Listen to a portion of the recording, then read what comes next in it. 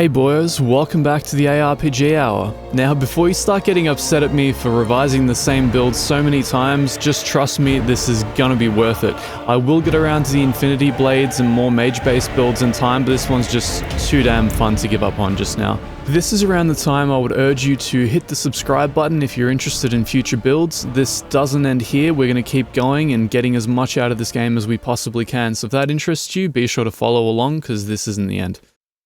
The biggest change to this build is that we're now incorporating a infinite rage regeneration archetype which relies on self-inflicted status ticks in order to keep giving us our resource back. We've dropped out the Wings of Ishmir in order to get blood for blood, get some more resource management, and let me just show you guys what's going on here. I'm going to leave a link in the description to the prior versions of this build that essentially go over how we spec into the crit tree and all the things that we do and how we kind of generate our damage. I'm just going to focus on the differences in this one so that you guys can just cut straight to the chase if you're already running the build. So the main differences for us is that we're speccing down here, and instead of going for the 8% rage cost reductions on either side, which you still can get if you've got the extra passive points, we're going straight for the Heat of Battle, which gives us 25 rage per hit taken. The really cool thing about this is you're going to see what sort of a synergy it plays off in order to give us effectively infinite rage regeneration. So as well as that, we go back into Manic Slaughter and Appetite for Bloodshed, 35 rage generation on kill, absolute no-brainer. And one thing that we've already been doing to this point is going up into Child of Fury. However, we're picking up the Worm Breath, which gives us 10 rage per hit taken. So note, that gives us a total of 35 rage per hit taken. Now, why is this so important? Well, one thing that we've done is we've specced down here, gone into material damage, picked up some max health, gone straight into the Abyssal Shaper tree, right? So a lot of this is completely useless to us, don't care, don't care, don't care. However, this is the key. Every ailment that stacks which you inflict is also inflicted on you. Each time you reach 10 stacks of one ailment type, that ailment is removed completely, giving you and your allies a bonus for a short period depending on blah blah blah. What this essentially means is that every single time you put an ailment stack on an enemy, you yourself gain that ailment. Now, why is that good? Well, given the tick rate, you'll be receiving 35 rage effectively per second or per half second. It's fantastic. Combined with our rage on kill, all of our stat bonuses that we're using, it's absolutely unbelievable. And all of the rest of the build remains effectively the same. The biggest difference is, especially compared to other builds, is that we're not speccing down into the gods amongst men. I just don't find it worthwhile. I can get more DPS through other means and also pick up resist, namely through Siegebreaker, so pick up physical damage going up, some all resist, and then we finally get crit hit damage and 8% max health, more all resist and crit hit damage and 8% maximum health. I find that vastly preferable to going into gods amongst men. However, if I am wrong for some reason, you can get some insane damage out of doing this, please do let me know, and when I have the spare passives, I probably will spec into that in time. So everything else much the same. We're going the one extra projectile for Flight of Gavril. It's still our main damage dealer, it's still our main boss killer. It's still worth speccing into the Exorcist tree just to get all that projectile damage, get the all projectiles crit damage at bullseye, and like I said, everything else is much the same. We're maximizing our willpower and rage pools, and also doing that up here, because that's obviously critical to this build.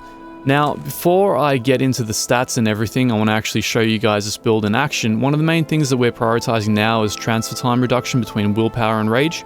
That will allow us to start regenning rage a lot more quickly, as you can see down there. Bam, instant. Alright, so for this one, we're going to instantiate an expedition that is 40 levels higher than this build. So you may see me die, you may not, we'll see how it goes. This build is prioritizing DPS and clearance speed at the moment. However, that's the great thing about it, is that you can essentially spec into whatever you want. You've got the Praetorian tree if you want more all res, if you want more maximum health. You can have survivability if you want it. It doesn't have to be all DPS. Now, before we get into the DPS, I want to show you guys that haven't seen this build before how it works. Furious Appetite, passive regen of Rage, absolutely amazing. The build maker is Frenzied Blows. Skills have 100% rage cost when rage is over 750, but skills cast increase cost, deal double damage, etc, etc. So what I effectively said very incorrectly there is that when you're over 750 rage, all of your skills do double damage, and that's what we rely on to do massive DPS. Alright, let's get stuck into it. I'm a little bit confused as to what the server thinks is going on here, because people are dying for absolutely no reason, but hey, it makes the build look better, so that's good, right? So as you guys can tell, absolutely insane clearance rates, like your average bleeding edge build. However, this has one operative twist. So the operative twist is the Flight of Gavril, which we use to effect with the Standing Boulder skill modifier. So what happens with that is when you take it off, crit chance goes to normal, turn it on, crit chance maxes out at 100. So as long as you have any block chance on your build whatsoever, you're going to get 100% crits on every single hammer throw, which makes this skill absolutely indispensable. Look at this. It's just, look at that. And then we complement it with the mobility and the AoE clear of the Bleeding Edge and Bladestorm. Just crazy. Mind you, this is 40 levels higher than this build right now.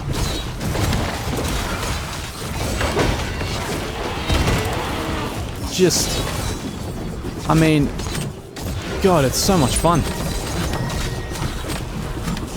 It is a little spikier than I would like. I've got to say, if I were to do an idyllic build here, I would probably spend a little bit more time trying to get my resist down, trying to get my health pool down. I will show you guys in time what sort of attributes we're running, what gear we're running, and again, I'll run through the skill modifiers for you. Just stuff we've all gone over in the previous videos.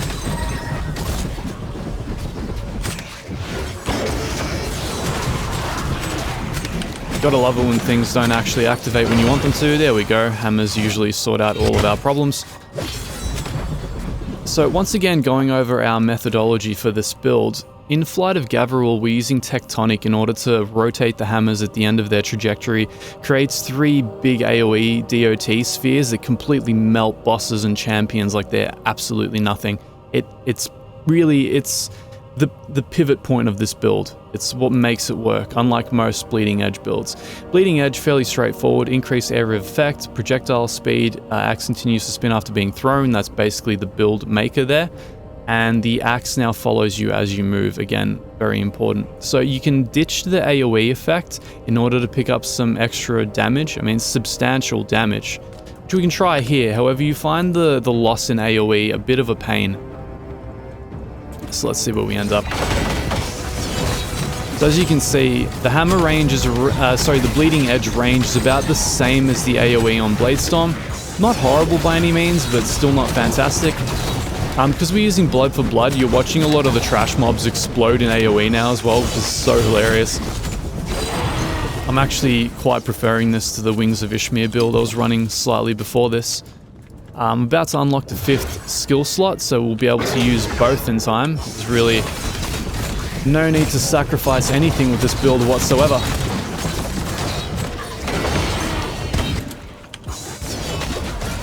Just trying to clear all the trash, so we spawn the area boss, and you guys can see how we clear that. One of the issues I find with Blood for Blood sometimes is that I'll accidentally cast it on one of the trash enemies rather than myself, and it won't actually follow me around that way. It's a bit of a pain, but such is life. God, it's insane.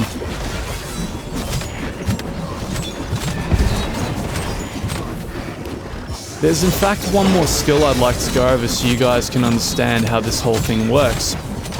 Yeah, I need the AoE back on the axe. It's not working out for me. Alright, so one thing I was finding with this build, because there's so little attack speed specced into it, is that every time I have to stand here and cast this and cast that, it just kind of takes a while. And I'm not a fan of things taking a while. In ARPGs, I think time is money. Time is loot, you know? Gotta get in and get stuff done. So one of the important things you need to do, if I can actually find what I'm going for, there we go. Intravenous neural cord. I love this skill because we're critting all the time, and this means that we have a flat 75% attack speed score all the time. The great thing about that is, as much as it doesn't affect our DPS per se, it allows us to, once we're done mowing through the enemies and we need to, you know, recast, let's say Blood for Blood or Sovereign Shout or whatever, we do that a lot more quickly, and then we can get back to just the process of slaughtering everything, which is really what this is all about.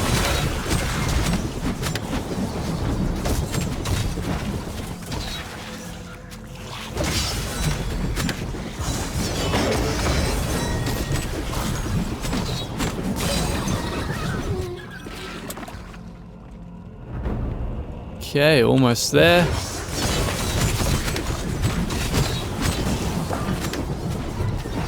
There's definitely some min-maxing left for this build. I've got to say, there's got to be a finer sweet spot somewhere between DPS and survival. I'm still working out what the best survival methodology is. I'm not sure whether it's block chance, dodge chance, all resist, health pool, a combination of all of the above. What am I doing? So we can just cast this and then run around. It's all about the mobility, guys. It's all about just getting around quickly and then using Flight of Gavril to slaughter everything. God. 40 levels higher than us, remember that. Dying like utter trash.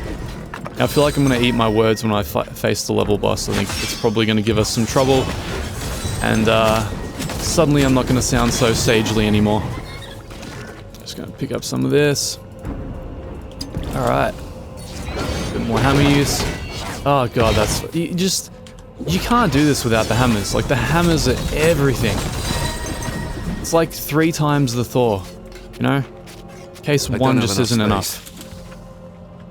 The boss is a fair way away. Alright, cool. So we buff ourselves up, Sovereign Shout, go in, throw the hammer, and hope for the best. Hope we don't get one-shotted.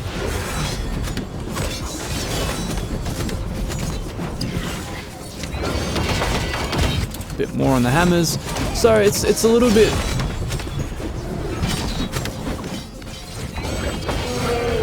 It's a little bit trickier than I would like. Certainly a little bit more challenging than it was when we were only doing 10 levels higher than us. But I think this is the sweet starting point. I mean, just so you guys can see what the spec is like, this is basically the sweet starting point. And feel free to finesse it to your needs. I'm still not at the level cap. You can do more rage cost reduction, keep things maxed out a little bit more. It all depends on what you have spec'd. So for me, I tend to like getting rage and willpower cost reduction on the shoulder pieces. Sometimes I get them on the gauntlets as well. Not this time, evidently, but for this build, for this particular build where you're using the status ailment ticks on yourself in order to get the rage to regenerate, you want transfer time reduction between willpower and rage. It's absolutely critical to actually make sure that your rage starts regenerating in time for you to maintain that proc from frenzied blows, which is what this whole build pivots around. You need to have more than 750 rage at any given time to maximize your damage. So fairly straightforward in that sense. I'll run you guys through the gear. I picked up a new two-handed greatsword before. So what's happening with me is that it's maximizing rend and sacred damage.